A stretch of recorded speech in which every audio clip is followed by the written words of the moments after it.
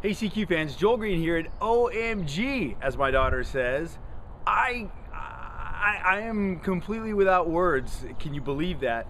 For the response that we've gotten after these video vlogs that we posted recently, I'm like shocked. I'm so excited to hear that you guys enjoy this. I mean, truly, it's wonderful. You know, we do shows, and obviously when we do our programs, the response we get is several months after we do the show. So if we did a show on how they make skateboards, it's several months after the fact that we did the show that people say, hey, I really like that show you did on skateboards, up to several years later. But we posted this video vlog recently, and I cannot believe the response we've gotten. Not just on YouTube and not just on our Facebook page, but just people sending us emails at our email site. More than anything, it's unbelievable. So I'm really glad you enjoy them, and because that's inspired me, I'm going to continue to do these. And I think the thing I was hearing the most of is, are you reading my letter next? And so, sticking with that theme, I'm going to read a few letters. But I did want to point out that recently we've gotten letters from Washington, D.C., Rhode Island, Connecticut, Boston. I'm trying to think of some other places that have been unusual for us to get letters from. Baltimore, that particular area out there on the East Coast. So really exciting. Keep the letters coming. So, got a few new letters. I want to read to you some letters that I found pretty awesome. From Jocelyn, Richmond, California, 11 years old. And Jocelyn wrote, Dear Joel, where can you find piranhas? Okay. And why do they kill humans when they smell blood? First of all, Jocelyn, why are you writing letters like this? That's terrible. Anyway, no, Jocelyn, it's a good letter, and it's actually one of those letters that we've gotten this before. A lot of people are curious about piranhas. They have a really bad rap. In fact, we did some research, and basically piranhas live for the most part in South American rivers. They're freshwater fish. Occasionally they're found in North American rivers, and it's an exaggeration, just so you know, it's an exaggeration that piranhas, eat people. They don't. In fact, there's been no report of any human being killed by a piranha. So, just so you know. Here we go. Dear Joel, how do you make television? Well, this is how you make television, and the ironic part about it is, I don't know if you can hear there's a lawnmower going on right behind me, and what I would normally do is stop the recording and wait, but since they're asking me who wrote this, Christopher, 8, San Francisco, how do you make television? Well, Christopher, this is how you do it. You take a video camera, it's on a tripod right now, we normally don't use tripods on the show, and you record. And this natural sound that you're hearing is a lawnmower on the other side of this fence. So anyhow, it's gonna be natural. Let's see, Brenda, Lake Elsinore, 10 years old, wrote, Dear Joel, I'm curious about the human body and how eyes open and close. Brenda, this is actually, it's one of those very interesting questions. We get a lot of questions about simple things like, how do you sneeze? Why can't you open your eyes when you sneeze? What moves your fingers like this, and why is our blood red? I mean, really interesting questions that every one of us are familiar with. This blinking one though, this closing your eyes is actually pretty cool. Blinking is like a windshield wiper on a car. It basically cleans the surface of your eyes off. Now, if your blinking increases, like if you start blinking like this, it increases, that's a sign that you could be thinking, or you might be caught in a lie.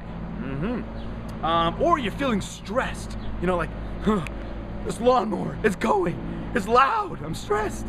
If you do a single blink, it's an indication of a surprise, like, you see that? Let me review.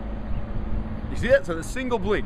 And then if you rapid blinking, it could say that you're too important for people. So if I'm like, like this, I might just be saying, I'm too important, even though we know that's not true. So anyhow, that's a great question on blinking.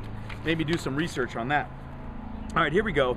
Dear Joel, Angela, 10 years old, Angela Placentia, wrote, Dear Joel, I wonder where Justin Bieber is right now.